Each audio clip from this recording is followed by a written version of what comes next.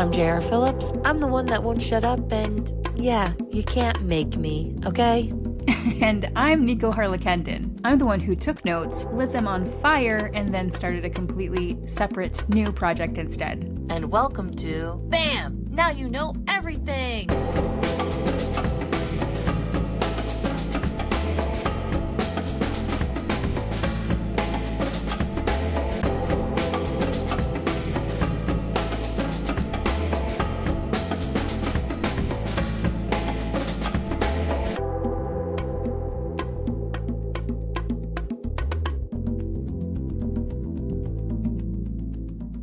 I was going to talk about how we're both left-handed, and how it's a minor inconvenience all the time. Still? Yeah, I mean, you have to think about how the world is set up, like door handles, for example. You always have to use pretty much, if it's a pull or push, like a handle, it's a righty. If you try to use your left hand on a doorknob or a door handle or whatever, you don't have the muscle there. So you're like, ugh. It's weird. It's a weird thing. You're making me feel like it's not a thing for you. Maybe all these people are just opening doors for you all the time. I don't know, but it's a thing. I told you Okay? I'm strong, so I can open a door with my left hand. It is on the wrong. You have to go crossbody. Mm-hmm. For sure. Crossbody. Yeah. The serration on butter knives. You can't, it's made to use your right hand leaning wise. You just never noticed this. What a gothic, repressed world we live in. No, unchanging butter knives for millennia. It's crazy to me that you're not worked up about this right now. I think that you are the perfect illustration of why lefties mostly die early. because it is truly an inconvenience and stuff like that. Maybe I've just set up my life so that I'm using left-handed versions of things. You have left. I'm looking at your doorknob right now, dude. I don't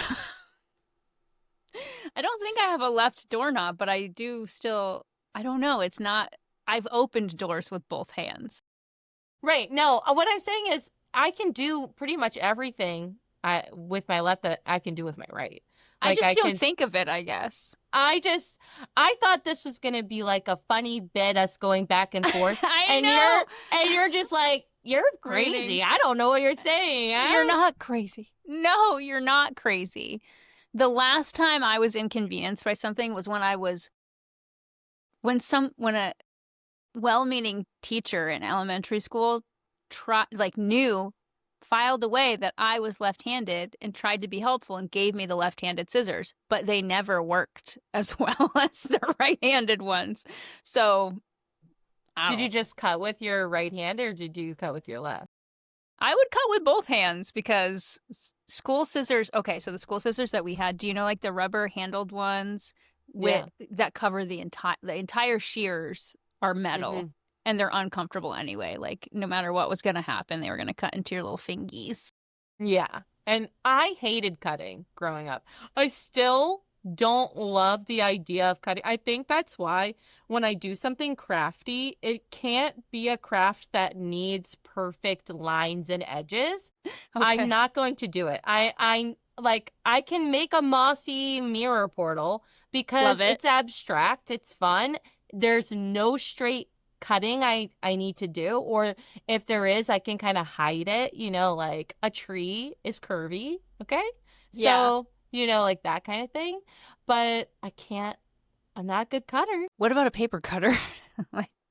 Like one of those the guillotine. Yeah, I have one of those. Well, those are also geared for righties, right? Because you have to use your right arm to go down. Yep. So while you're doing that, you have to, whether you think about it or not, you have to think an extra second. Free my mind, Jess. You have to think just an extra second to make sure that things are going the correct way, right? Whereas like a right-handed person is going up to the paper cutter, they're not taking that extra second because their brain is automatically motorizing that side of their body all the time. So they're just going up and they're going, "Shh." They don't get that weird feeling in their wrist. Okay? We get maybe that slight weird feeling in our wrist or our grip strength where we're like, I haven't done this unless you're paper cutting all the time. You know? I have for a few years, but not all. I mean, I don't know. I had to all the time as a teacher. For school, yeah. And I'll still get that feeling in my wrist of like, I would love to be using the other hand right now. I've never had that feeling. So maybe you're just ambidextrous. Can you write Maybe. with your right hand? Good? Yeah, but it looks like shit. Okay, then you can't. Yeah. So that's a lie. You can't say, this is what kids say to me all the time. I can write with both hands, and then they show me what they've written, and it's garbage. No. What about like frisbees and baseballs and stuff like that? That I'm passively like ambidextrous. Yeah, I can throw. I actually sometimes prefer to throw with my right hand. And a lot Maybe you're ambi. I definitely used to claim it until my teacher made me write with my right hand and it looked like squiggly, scraggly awfulness. But a lot of lefties are switch, like on baseball, like switch hitters. And I'm sure frisbee, there's a term for it. I don't know what it is. Switch tossers. Switch flickers. I don't know. Just, different things like that. Do you really get like a nanosecond moment where you're like, wish it was the other side? No.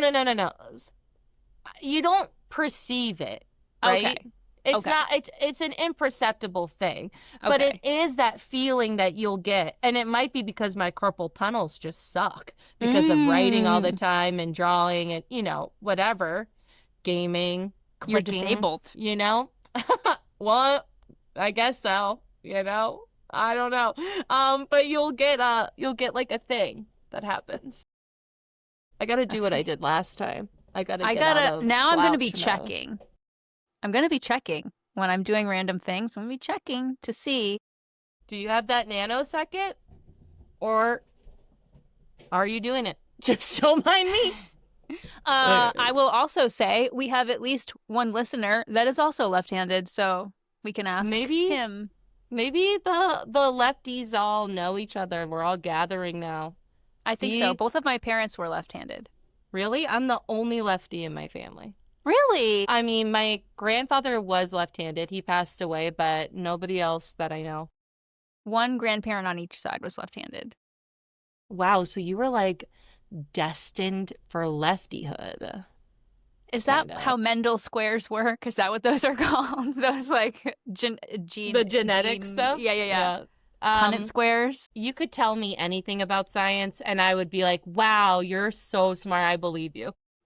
Oh my gosh. Who knows? Very cool.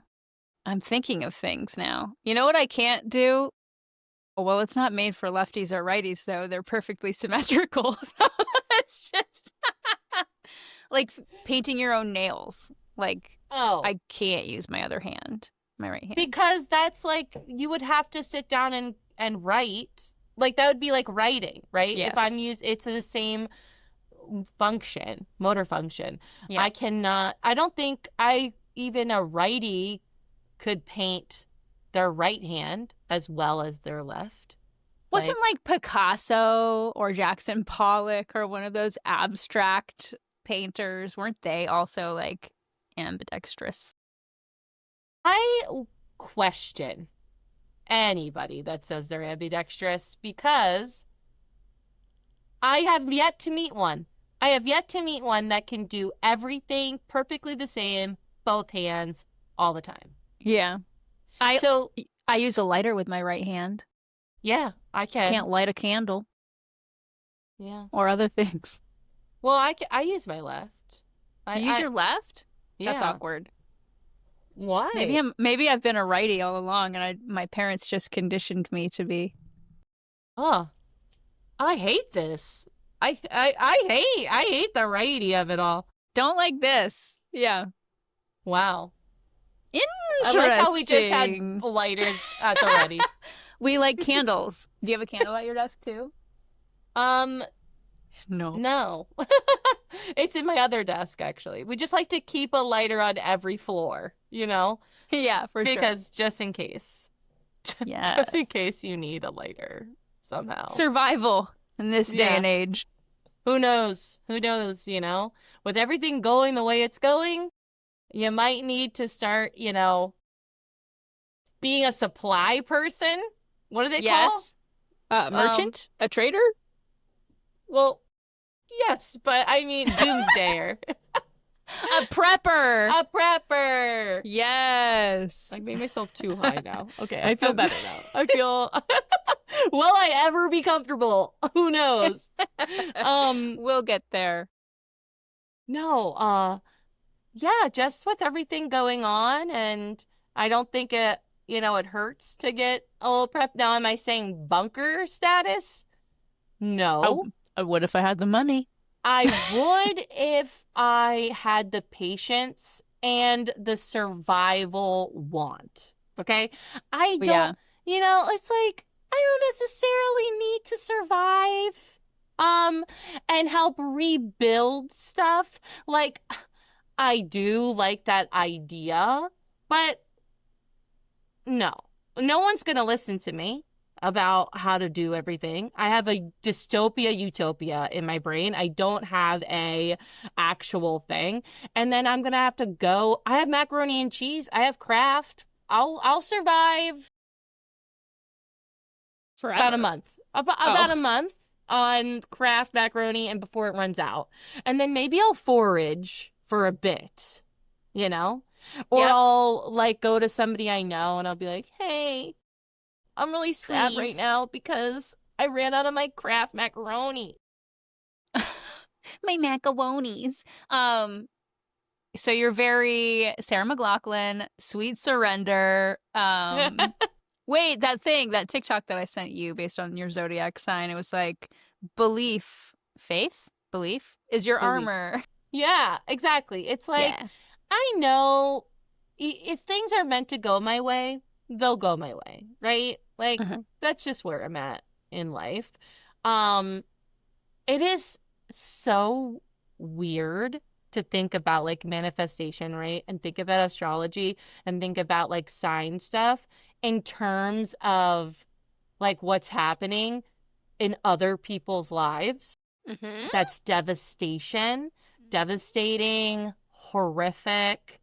And it's like this two sides of the coin of I want to do everything I can to be like helpful and like knowledgeable and try to find a path to being useful to those people. But then on the other side of me, I'm like, I'm going to try. Like, I'm trying, you know, we're going to bring more news to it. I don't know. You know what I mean? It's like, what are the options to do to be helpful? Yeah. You There are know? not a lot of good ones, No. as I see it at least. What do I know? It's also like there's not a lot of good ones, and the ones I can think of, I don't have the capability to do that. So I need somebody out there that has the capabilities. Yeah. And that's it. Another mutual friend of ours was actually asking, I don't know what to do. Because it's just one of those times in life where like it can be overwhelming listening to the news. I am to no one's surprise, I am the type of person that needs to sift through a lot of information and learn a lot about what's happening constantly, and that is what makes me feel better, but that is not what makes everybody feel better. This one friend was like, I don't know what to do. And I think in those times, a very important lesson to try to keep reminding yourself of is to just focus on what you do have control of. So keeping yourself well to the best of your ability, taking small steps to take care of yourself, to make sure that if ever an opportunity to help someone else presents itself, hey, you've already taken care of yourself and then you can help someone else too. Yeah. I like think, that, like yeah. mentally as well as Yeah. physically, you know, and those two coincide so often. And like you have to, like, when your body is well, your mind is well. And when your mind is well, you have the motivation to move your body. So, and both of those things are important. Also, like how you're carrying yourself in all the circles of people, right? Like work, family, friends, relationships, you know. If you're carrying yourself correctly, or not correctly, but in a way that makes you feel proud and okay at the end of the day, then it's a way to be like, oh, okay, I can handle this if it comes my way, if somebody comes to me for advice. But it's just not my favorite time right now, I have to say. But I honestly can't remember a favorite time. You know? There was this one summer in middle school when I was playing a lot of video games, but my favorite one was like, oh my God, it was Abe's Odd Worlds. No, That Abe's sounds... Exodus. It was the sequel to Oh. Abe's Odyssey. So, I was playing that. It's a 2D, you're a little alien, and you have to save all of your alien friends from capture, from You're a little capitalist alien. hell. And you help them escape to the woods back to the lifestyle that they love, and they can practice their religion freely. So I was playing a lot of that. I was drinking a lot of blue Kool-Aid, and my favorite sandwich lunch was like a pickle sandwich with mayonnaise and lettuce. It's so good. I love pickles and I love lettuce, and I hate that I like mayo. You know, you just like don't love to say that you like mayo because it doesn't look the best. But when you put it on something, it is good.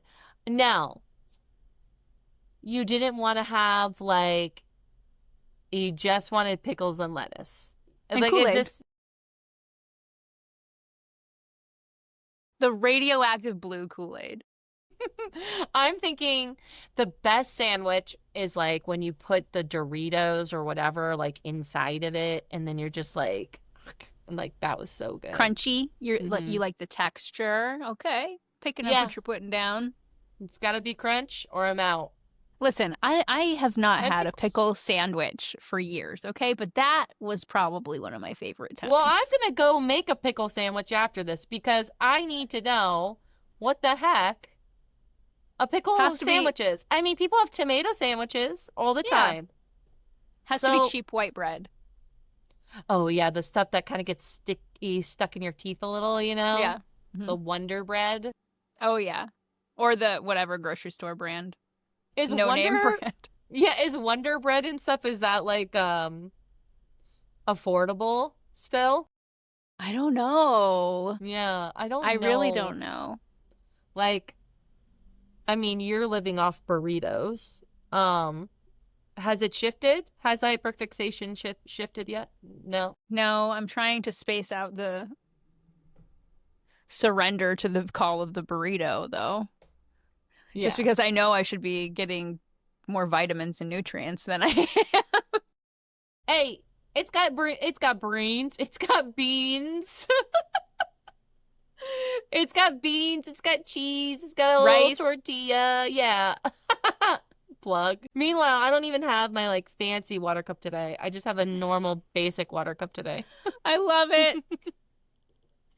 Because I would always have my water cup because it was school and work, and you have to have your water bottle and you fill it up. Yes. And, you know, and like now that I'm kind of never leaving this area, I haven't seen the outside world, I feel, in a long time. No. That's not strange to me.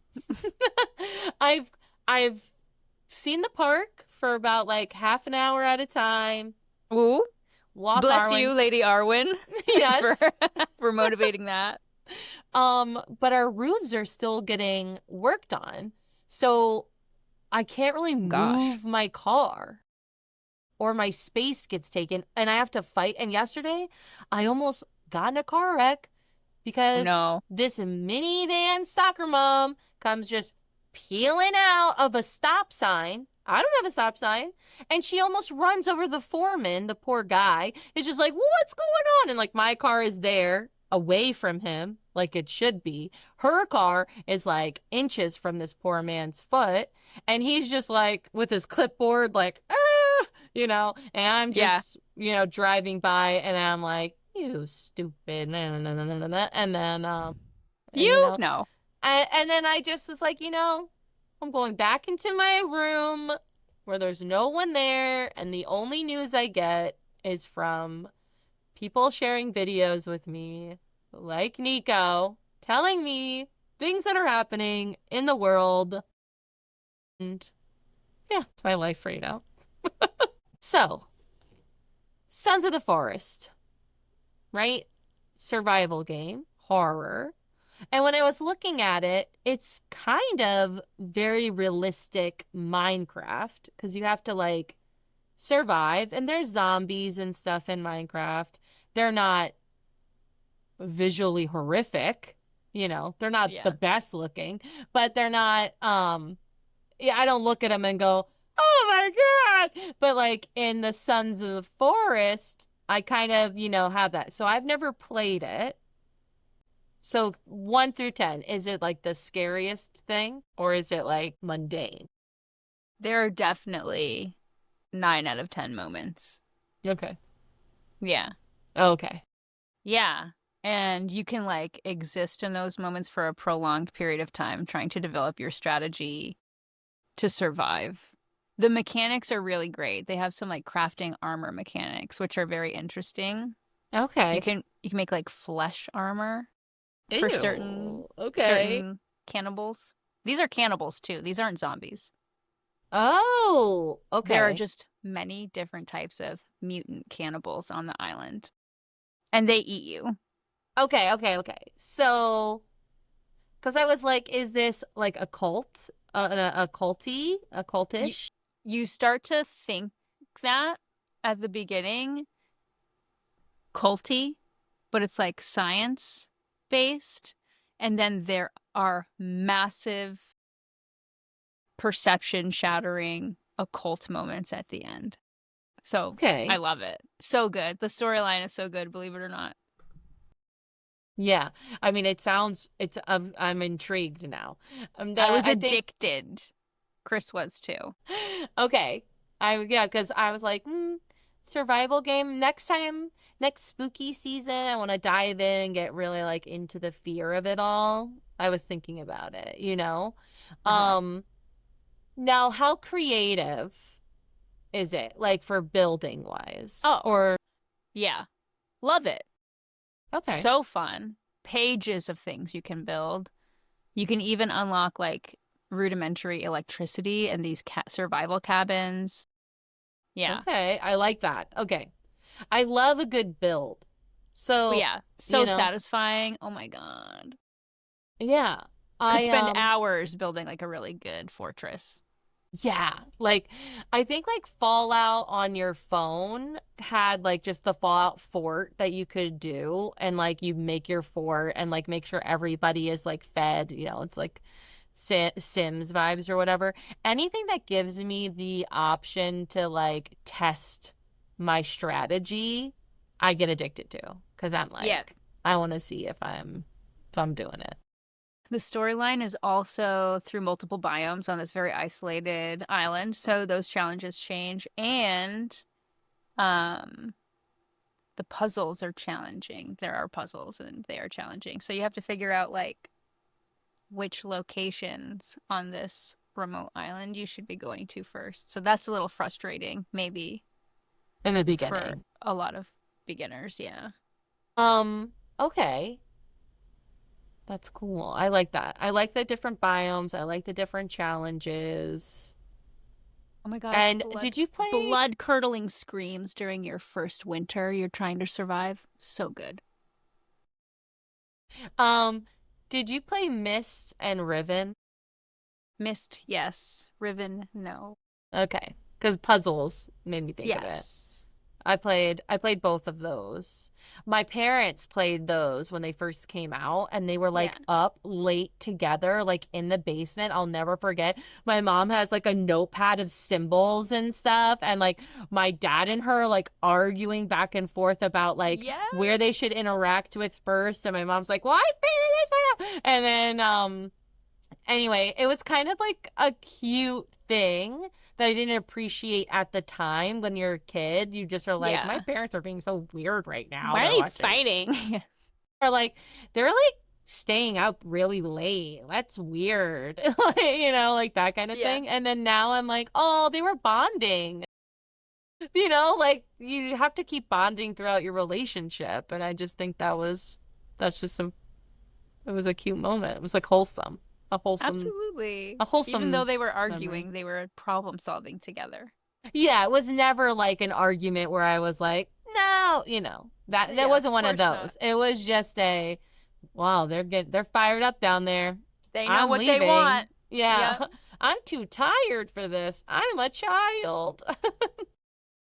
Have you heard, what about, like, there was this computer game called Descent, and then also like Magic Carpet Ride or something like this, and you collected mana on a magic carpet. These were like early PC games. Like, I don't remember Magic Carpet Ride. Descent, is that like from like it is the movie The Descent? Okay, so it's not like scary like that. I think it's like a spaceship. Mm. Can't remember. There was 80 Days Around the World, Around the World in 80 Days. Yes. I loved that one. The meatball, I still think about that meatball and him eating it finally and satisfied. And that I've might never be played it, but that is the best hook you could have provided. I was like, that might be a niche memory for some people. Like, if you played it, you'll know exactly what I'm talking about. Maybe you won't. Maybe you weren't food fixated like I was. But I was like, why can't he stab the meatball? And you had to like solve something, and then it allowed him. And then you saw him eat it, and it was very satisfying because it was like, yes. Excellent. Very cool. But you're Yeah. like in a hot air balloon and all this stuff, and it was cool. Stuff So like that. I think about building games specifically because I used to tell my mom I wanted to be a construction worker. Like I wanted to be a builder or an architect, whatever. And they didn't like this idea when I brought them. Like my parents were just kind of like, They couldn't picture their child in a hard hat or. I think it was like that where it goes to show about like gender norms and like how they shift and how things are shifting. And like a lot of people love to say that women don't like doing this kind of stuff and whatever. But if no one had told me, like, are you sure about that? Like, if no one had, I could have very well enjoyed crafting because I had Lincoln Logs, the Connects, I had Legos. I was always in the basement building intricate things, like not just houses. And even in Minecraft, I don't like building a normal house. And I don't like looking at templates. I like doing what I want to do. So I was just like thinking of this because I've just heard a lot recently of like the discourse that comes around, that cyclical discourse of men versus women. And it comes up generationally in a different way. And we'll reach a moment of like, no, yeah, we're good. And then all of the sudden, Briefly. there's like a freaking pot stirrer that comes up, whether it's red pill community or different pop culture of Sabrina over-sexualization. Carpenter. Yeah, like over-sexualization. When does it come like you own your own sexuality? When is it coming to the point of like you're doing it just because of men? It's like this whole thing. And it's like, well, if you just let me be a construction worker, like just let me do it. Don't look at me like I'm a weirdo because I say I want to be a construction worker. Or like, oh, you couldn't handle it, being hot in the hot sun and whatever. Meanwhile, I taught PE, and in Florida, we don't have gymnasiums. So I'm outside in the 100-degree heat index. I'm slathering sunblock all over me. The heat is not, and I'm dealing with 40 freaking kids, okay? So it's hard The work, Olympics. you know? Then you just start seeing those like shallow things cropping back up again. And I'm just like, why are we still arguing about the same things? This is so real because when the Sabrina Carpenter album dropped, I didn't think fucking anything of it. I truly didn't even think twice. I was just like, I wonder what Dolly sound she'll come out with next, because I'm obsessed with Dolly Parton. And yeah, basically all of these think pieces started popping up on Substack. You realize that like Gen Z is just filled to the brim with people that are very regressive from what you and I may have culturally grown up with. And I'm just reminded of like the weird things that used to happen from 2010 to 2016. Yeah, and I feel like things keep coming up, and you would think with the internet and history, but that's, whatever. You would think that, the records are there. But I think read them. Yeah, go to the archives. Go look it up. But I just think I remember how pick-me and pretentious I was when I was in late high school, college, moments that you think of and you're like, ugh, I can't believe I said that. Like you still cringe about it.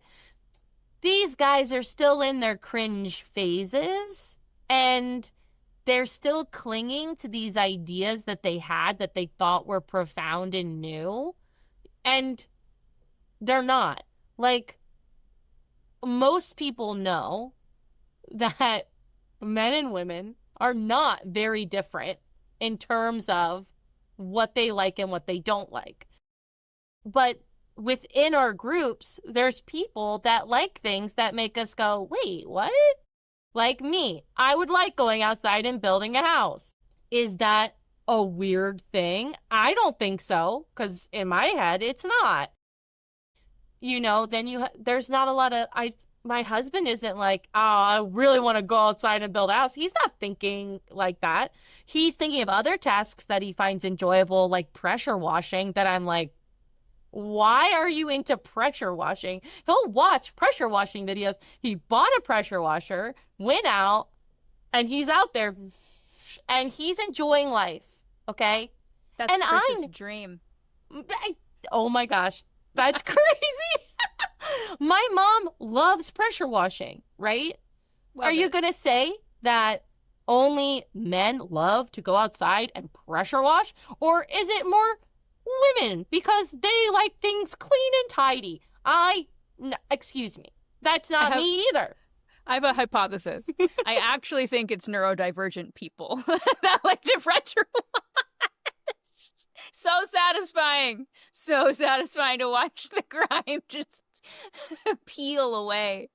Yeah, maybe also like a low frequency of anxiety, right? Like, yeah, you're watching, like, that's why those satisfying videos blow up the way they do, because after you're working all day long and you're watching someone cut the cake perfectly or building push something, the black top in front of the garages down the driveway. Yeah, or that guy that cleans windows, like his thing like popped off because we are stressed out. We don't want to think. And now I get to watch somebody make something pretty, and like freshen it up. Will I go and wash my windows? No. Nor will I. I won't. Will with his pressure washer, and he'll have time. On the outside. And he'll love it. He'll love it. Perfect. Oh, that's so funny. I can't believe that. That is. Mm-hmm. See, like they're going to be best friends. We already know. I'm going to tell Will immediately. The Capricorn in me doesn't want to waste any time around people that I don't like if I'm not being compensated. Right. I totally get that. Is that maybe like this is where the narcissistic tendencies, I think, can come out in all people, right? Because when I said this, it might have been jarring or whatever, but everything in life should have a purpose and go towards productivity in some way. And that doesn't mean monetarily necessarily for me, okay? That means, am I making you feel good? Are you making me feel good? If you're not doing either of those things and I'm not for you, let's just nix it. Now, I'm sorry if I'm making you feel really good. You're not making me feel good. I'm nixing it. That's just good boundaries. And it takes a long time for people pleasers to learn that. I can say that from experience. Like, I'm just in that season of my life where you learn that, like, doing things that you do not like to do or that don't make you feel good or that even make you feel bad makes a person miserable. And that's no way to go through life, right? If you have any control over it. Right, exactly. And life's full of suffering. Can't we minimize the suffering? As the Buddhists say, okay?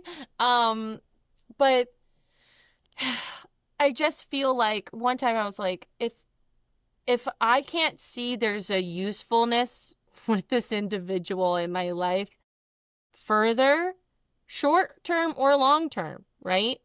Then I'm not going to waste my time watering the grass there because I'm doing all the work. I hated that story. The little red hen and Poor little red hen. She's doing all this work. I loved it though. Yeah, because she was like, you ain't getting any of this. Exactly. This is mine. Yeah, that's how I felt. That's how I felt too. Because I was like, yeah, she shouldn't share. And I remember there being like a debate. This is how weird my memory is. Okay. Justice, though. Justice for the little red hen. I remember things from like first grade and before that. And we had a debate. And I remember being like, why should she share with them? And they were like, because that's what friends do. Friends share. And I was like, they're not her kids. They're not, she's not in charge of these people. Like, she did all the work. I'm not, good for her. Don't share your bread. That's right. Damn Skippy. Also just such a huge fan of like the premise of karma. It's like, how could you possibly go through life just taking? Like, that is just it's got to feel so awful if you're aware of it. And like, people need to grow. But And I feel like if I feel like I haven't been productive and for somebody, like, for example, like for you and I, if I know, like, I have a big project coming up, like Indie Creator Collective coming up, right? Like this collection coming out. And I know that I need to do stuff. If I'm not working on it, even if I can't work on it yet, because I'm still like in the waiting process for a lot of things, I still feel like, oh my God, is Nico going to be like, wow, you haven't done anything? But like, I know you're not like that, but that's how I feel. So I couldn't imagine not having like that thought of like, am I showing up enough for someone else? Like, am I, hopefully with time, it'll be more like just a dialogue between two parts of yourself and not as much anxiety. But no, I feel the same way. I felt so seen when I realized that in agreeing to create art for you, it was actually going to make me do it. Because I'll always back burner my own things, but if it's for somebody else, I'll always like make sure I make the time to do it. So, and then it kind of like jump starts you, like 100%. I feel like last week, and I won't be able to do it, like, as I really wanted to do the Nocturnal Narrators, her submission, right? I really wanted to do it, but there was just no way. I have 2 short stories going right now. I have the one for the Curious Post to send off to you, which will hopefully get to you by the end of the month. Like, I'm really, years are grinding. And then I have the other one for the anthology, and I can't for the collection. I try to use anthology for you, collection for me, so that way it's not confusing. But I can't tell my brain what to feel inspired on. So if I'm feeling inspired on the one story, I've got to go with it. But then I need a branch, okay? I need it to sprout for the other one. So it's like a weird thing. And I was like, there's no way I can put a third branch on my tree of creativity right now if I want some flourishing. So Yes. I've got to focus. And then I was so burnt out because I had written the rough draft all the way out for you. And then I had you're written, a handwriter. Oh, and then I wrote my other one, just the outline like sparse. And then this week I've been like, why am I so dead? Why am I so tired? And then it's like, oh yeah, because you're literally burnt out. You literally just spent so much creative energy, even though you don't have an end result yet. It doesn't mean you haven't done stuff. ooh, what wisdom. Yeah, That's hard to know. I just got that now by talking it out with you. So this is why these are important. Yeah, same. I just learned from that. Yeah, unraveling. It's like you got to follow the yarn all the way there and get to the core of it. And then I swear, like our recording sessions are in a way of like a housekeeping session for our brains. Because it's kind of like, this is what I've done all week. This is what I've seen all week. This is the horrors unfolding outside of my walls, outside of borders, outside of everything. And here's the reality of what we can do. And, those kinds of things. Yeah. Keeps it all straight, keeps us sane. The white noise kind of like dissipates and it's like, yeah. And I don't know if any listener out there or anybody else has a similar problem. I don't know what that's the word I'm going to use. But I create false expectations of the people in my life for me. So right now, and periodically, obviously, Nico and I talk like periodically, even though we're like, don't talk about that yet. Save it for the pod. But even when like, I'll just use this as an example, like for Will, when he comes home, I'm like, in my head, I'm thinking, what did I do today that is good for him, right? Like, did I empty the dishwasher? Did I do this? Did I do that? And those are basic things, but not all of us have that many spoons in a day to do basic things when we're spending so much energy on other things, right? I don't know what that's like. What? I don't know what that's like. You always have spoons. You're always ready. No, I feel called out. Because there's this huge pile of hair where my dogs hang out that needs to be vacuumed. It's shedding season. Like all of the clean laundry, the door has to be closed to the laundry room, the dressing room that we have. Yeah. Because all the clean clothes are on the floor and then the hair would get into. So I have systems, but then nothing's getting done. No, I know. I see. It's like a similar thing. And I'm lucky enough that Will doesn't come home and chastise me or tell me like, what have you been doing all day? And or demand proof of productivity. He's never done that. Other people in my life have demanded proof of productivity. Arwen. I saw my thing light up and I was like, she brought me Sammy the salmon. Love it. No, so you do this to me all the time. I need to start locking you out of here. But she would be even more annoying. She would be like clawing and, whining, everything else. She's allowed.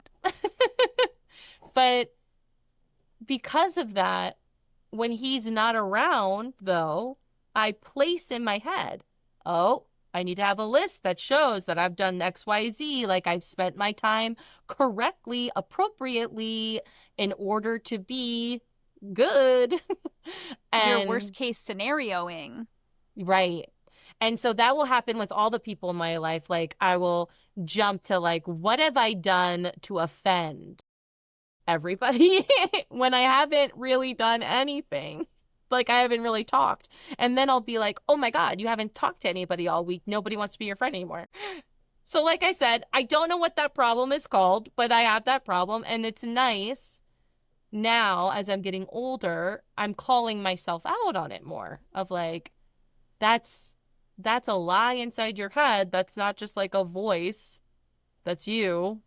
Yeah. And you have to unravel it. The only thing that helped me figure that out, I used to kind of feel a similar way, and I didn't know that I was that way. I was doing that, making drama where there was none. Hmm. um, would be to not like the distance of time and not having people like that around. Yeah. And now that I've sort of trimmed my circle, and gotten like whittled it down to professional relationships, friendships, and all that. It's when there's something productive coming out of a situation, I feel better. And now that I know that about myself, I'm like, okay, I surround myself. Like, I never just go to a bar and have a drink. I have to go to a bar that has a dartboard or a pool table, something that gives me something that we're doing that explains why we're even there, you know? Like, I can't just like get loaded. Good. Yeah. Very cool. Healthy habit. Healthy habit. It's Excuse me. nice to sometimes just go places. But I'm wondering how much I romanticize that because I just don't do it anymore as much. Yeah, it's like if I'm just going.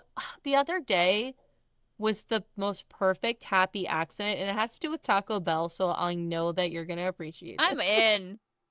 So we accidentally ordered our food from the wrong Taco Bell, from like a far away one. So Worst. and it was too late because the bell donged. Okay, we had to do it. Yep. Will not let a coupon or a deal go. So he already paid for it. Like, we have to go. That's just a neuroses that I appreciate from him. It's okay. Um, but we have to end up going to one that's by the beach, which is by this like cute little town. So we got the food. We find a couple of chairs that are just like looking out on the water, not the ocean. Well, the intercoastal, and we're just like chilling there, eating, talking. All these fancy people are around us. Like, they're all dressed up to go to like vacation dinner, like, ritzy, ritzy, La di whatever. da. And we're just sitting there, just like with our brown paper Taco Bell bag, Baja Blast, just chilling on like the ledges, and then we have like these like Lily Pulitzer people like frolicking around us and like kind of looking at us like, but they were jelly because Of course. we had Taco Bell and a You had a view. real moment. Yeah, Yeah. it was so great, and it was like we went somewhere, we didn't plan it. Like, I love that kind of spontaneity when I don't Yeah. have to think about being spontaneous. Yeah. You know? A real life moment is what a prior friend and I used to call this. Oh, I like that. Yeah. Yeah. That'd be a cute little, like, for a book, like putting a little acronym in for like friendship. I put one in mine, not RLM, obviously, but something similar. That would be a synchronicity. I know. I would be like, oh my God. But it's always like a little bit more anchoring into like the persona and relatable for me. Cause like, remember, like, I never watched Lizzie McGuire or whatever, but those shows where they have like catchphrases and shit. Cool. I'm down. Yeah, it's like I want my book to have like a catchphrase that's not cheesy and weird, but funny. Yeah. Arwen now has brought me a ball, so we'll see what I get next. Could be anything. Could be that fish from the other day. Not the salmon. There's like a blue fish, I think. That's a dragon, and she loves her dragon. Okay. She has taken care of it for 2 years. What a sweet baby. You have a similar breed of dog. Do they destroy toys? Oh, okay. I was like, maybe it's the breed. She doesn't like to destroy toys. The my dog, the big boy, the puppy, who's like just over a year old, he is still destroying them. He has a favorite that he kept for 6 months and would tear apart the other ones, but it's funny. It might just be because he's a puppy. Yeah, it's also funny when they choose a favorite. I love that. They just choose a favorite, and then they probably get so sad when they lose control and just destroy it. And because sometimes I'll come home and there'll be like fluff on the ground from like the toys she doesn't take, like similar. Yeah. And we had like Ellie the elephant, and she had Christmas colors all over her. And I came home and she's dead. She's dead. Then I go, oh no, did you murder Ellie? And then her ears are down. Like, she's like, I didn't mean to. Don't look at me meanly. It's just like the cutest, wholesome thing. We had an Ellie the elephant. No, you didn't. Who he got for Christmas. And he murdered it. Her. She had crinkly ears. It was the elephant from the Island of Misfit Toys. Was it green? Was it green and red? It was white with pink dots. So like from the Rudolph claymation. Yeah. All right. No. Okay. I was about to say, like, because it had crinklies and stuff. But yeah. She had crinkly ears, everything. And so I've named every toy. Do you name every dog toy? Every toy. Me too. So I have Oliver right now, and Oliver the pizza guy. He's got a pepperoni pizza in one hand and a cheese pizza in the other hand. And we always go, hey, I'm Oliver, I got the pizza. And then she's just like, yeah. And then she picks either cheese or pepperoni to hold on to. Oh my God, that's so cute. Krampus was the favorite toy. From Christmas up until now. He just ripped a hole in Krampus's mouth. You shut up. He has a really bassy squeak in his big giant Krampus head, so like I think that's probably why it was his favorite. Okay, so you say Krampus. I say Krampus. Krampus. So what is it like a dialect thing? I mean, I'm probably wrong. Because I pronounce things incorrect, and people sometimes think I'm doing it on purpose. I literally have only either read words, okay? Yeah. Or I've heard the word in a book or something, but I don't know how it's spelled because I'm just hearing it. So then when I see it for the first time, I'm mispronouncing it. And it's fun. Well, the word is what? Germanic. So you're just pronouncing it the American way. Yeah. I'm pronouncing it like I'm from the Northeast. Yeah. We could fight about this. Are you ready to fight about something? Is Maryland really the Northeast? Okay. This is the thing. I have two things. Okay. All the small states, Maryland and above, right? Okay, so you got Maryland, New Jersey, Vermont, Massachusetts. They're all tiny. Delaware, tiny little states. Okay, Pennsylvania is big. But okay, so you have all these. In some history books, Maryland is depicted as the South, and in other history books, Maryland is depicted as the North. And I like to think of it that it's just because it's very split, because Virginia and West Virginia are right there. But then you've like got Pennsylvania, New York right there. So I would think it's like a melting pot of effed up extreme views in history.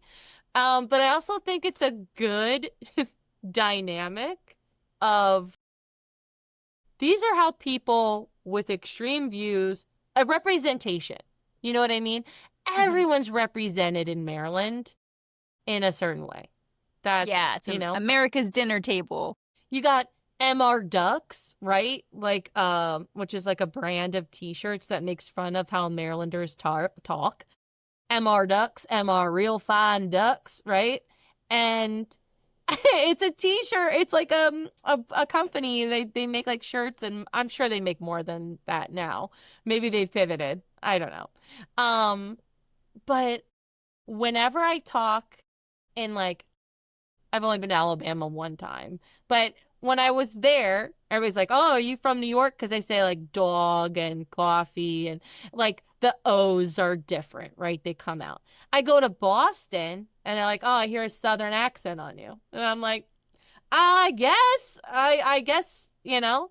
And then I moved to Florida, where it's like a weird accent cesspool down here. It's like you never know. So I'm In not summation, fighting. yeah. If it's one, listen, it's one of the original 13 colonies, right? So maybe, I don't know, is it?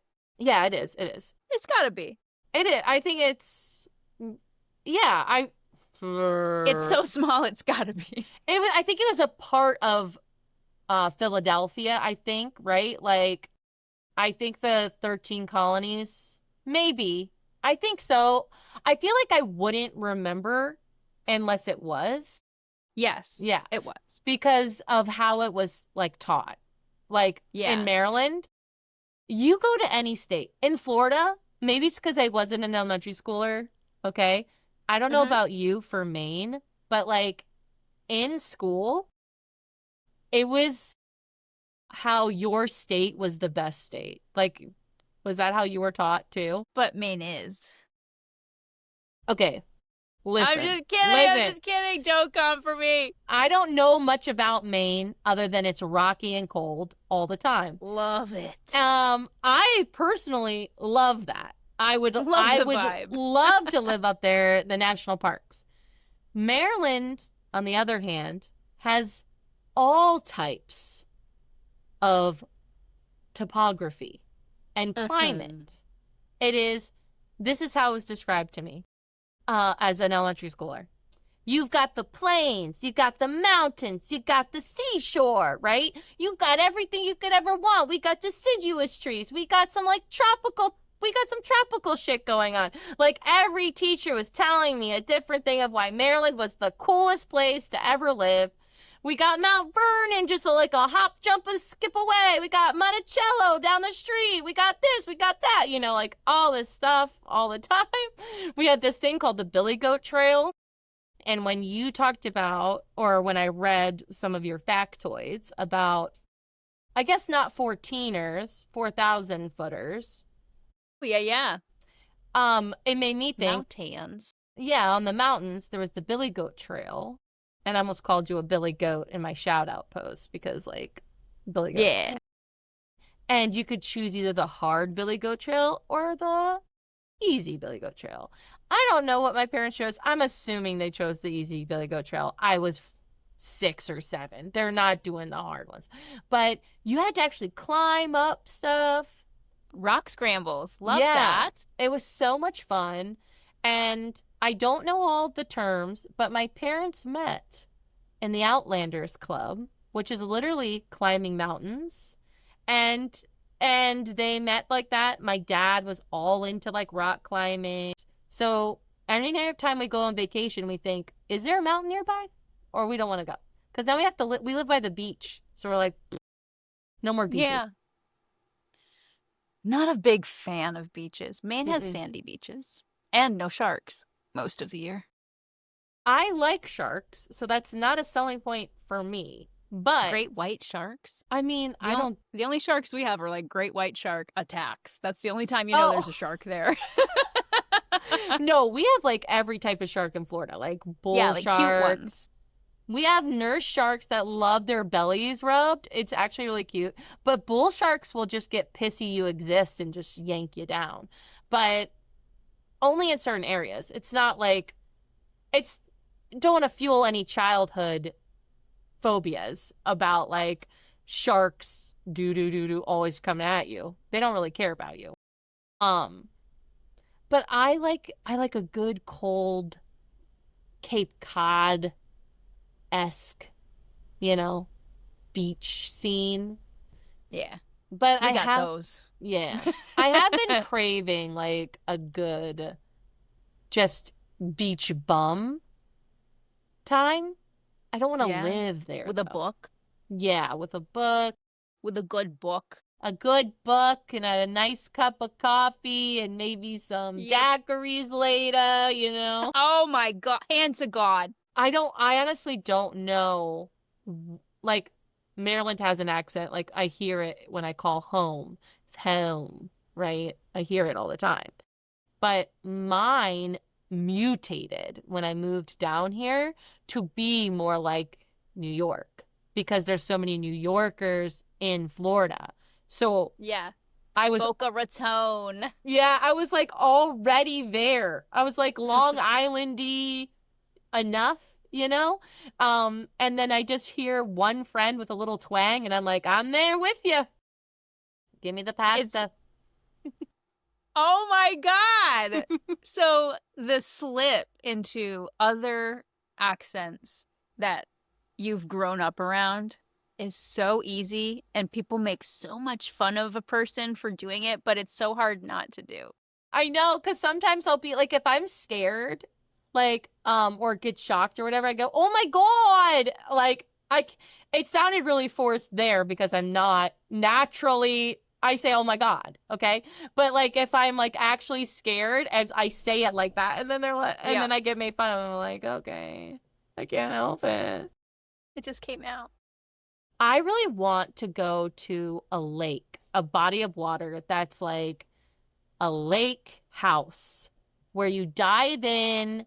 You don't really have to worry about anything except maybe a cryptid or two, you A know? leech.